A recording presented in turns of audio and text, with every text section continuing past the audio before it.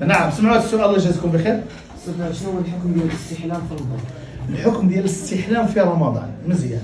شنو هو الاستحلام؟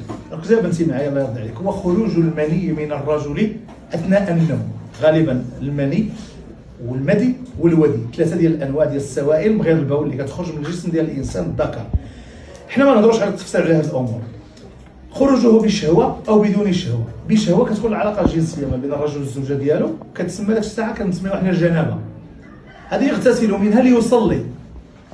اما الشائع عند بعض الناس كيقول لك انا لا صبحت مثلا مستحلم وخرج مني المني مثلا في النوم ديالي، في الصباح خصني ندوش قبل 12. ما عندهاش علاقه كاع قبل 12 ولا قبل الظهر ولا قبل العصر، حيت هي مرتبطه بالصلاه. فلا توفرت لي الظروف انني ندوش ونكون نقي ونكون على طهاره، ان الله يحب التوابين ويحب المتطهرين.